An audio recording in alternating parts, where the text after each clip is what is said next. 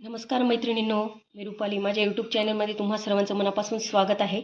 तर मी आज तुम्हाला मुगाच्या डाळीचा आपण जो लग्नाला वगैरे खातो त्या प्रकारचा मी आज तुम्हाला तसा शिऱ्याची रेसिपी दाखवणार आहे. तर मी तर अर्धी वाटी मुगाची डाळ घेतलेली आहे. आता आपल्याला ही डाळ आहे ना स्वच्छ धुवून घ्यायची आहे. हे पहा, डाळीमध्ये मी पाणी टाकून घेतलेलं आहे. 2 ते 3 पाण्याने स्वच्छ आपल्याला डाळ धुवून घ्यायची आहे, कारण डाळीला पावडर वगैरे लावलेली असते. त्यामुळे आपल्याला 2 ते 3 पाण्याने व्यवस्थित डाळ धुवून घ्यायची आहे. मी व्यवस्थित धुवून घेतलेली आहे आणि एकदम व्यवस्थित निथळून घेतलेली आहे. आता आपल्याला एक कॉटनचं फडकं घ्यायचं आहे आणि त्यावर आपल्याला ही डाळ टाकून व्यवस्थित पुसून घ्यायची आहे, एकदम कोरडी. हे बघा, छान अशी कॉटनचंच फडकं घ्यायचं आहे आपल्याला डाळ पुसायला, म्हणजे पाणी पटकन त्याचं सगळं शोषून घेतं फडकं. व्यवस्थित पुसून घ्यायचं आहे. डाळ व्यवस्थित आहे बघा, एकदम कोरडी अशी पुसून घेतलेली आहे मी. आता आपल्याला ही वाटून घ्यायची आहे मिक्सरच्या भांड्यात टाकून. बघा, मिक्सरच्या भांड्यात मी टाकून घेतलेली आहे. आता मस्तपैकी मी आता याला बारीक करून घेते. हे बघा मैत्रिणींनो, जसा आपला रवा असतो ना त्या प्रकारे आपल्याला हे दळून घ्यायचं आहे. बघू शकता तुम्ही, असं रवाळच ठेवायचं आहे आपल्याला. आता आपण शिरा करायला घेऊयात. आपण हे तूप घेतलेलं आहे. जितकं आपण डाळ घेतली होती ना तितकंच आपण तूप घेतलेलं आहे. आता मी हे तूप आता कढईवर टाकते. गॅसवर कढई ठेवलेली आहे. मी सगळं तूप लगेच वापरणार नाही आहे. मी 2-2.5 चमचे मी तूप टाकून घेतलेलं आहे. आणि यामध्ये आपल्याला आता हे आपण जे बारीक केलेलं आहे ते टाकून घ्यायचं आहे डाळीचं. हे बघा, मी सगळी डाळ मस्त हे डाळीचं टाकून घेतलेलं आहे मिश्रण आणि असं हलवत आहे. आणि आपल्याला एक लक्षात ठेवायचं आहे की आपल्याला हे एकदम मंद आचेवरच आपल्याला भाजायचं आहे. जर मोठ्या याच्यावर भाजाल तुम्ही आचेवर तर ते लगेच जळून जाईल. त्याच्यामुळे आपल्याला बारीक फ्लेमवरच आपल्याला हे व्यवस्थित असं गोल्डन ब्राऊन होईपर्यंत खमंग भाजायचं आहे. मी 2 चमचे इथं रव्याचा वापर करत आहे, कारण हा शिरा रव्याने अजून एकदम असा रवेदार येतो एकदम.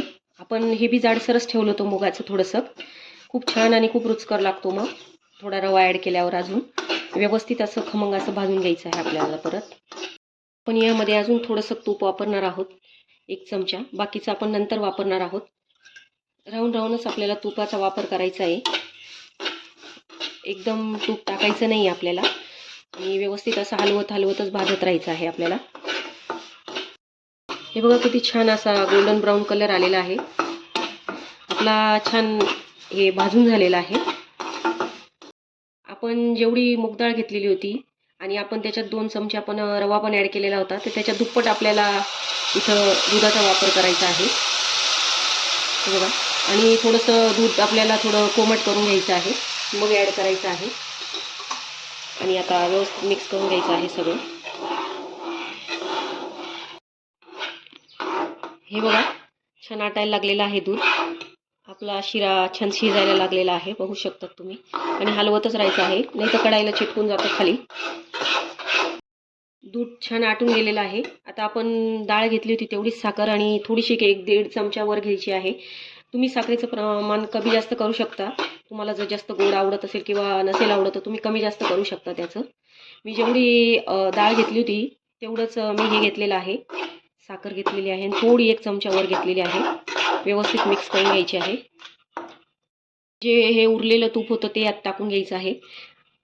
आणि आपल्याला जेव्हा आपलं छान आता तेल हे जे तूप आहे ते छान सुटेल तेव्हा आपण समजून घ्यायचं की आपला शिरा एकदम व्यवस्थित झालेला आहे. आपोआप त्याला असं तूप सुटायला लागलं की समजायचं आपला शिरा एकदम रेडी झालेला आहे. असं हलवतच राहायचं आहे. बदाम आणि वेलची कुटून टाकत आहे.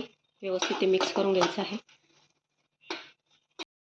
झाकण ठेवून आपल्याला 5 ते 10 मिनटं थोडासा शिजू द्यायचं आहे.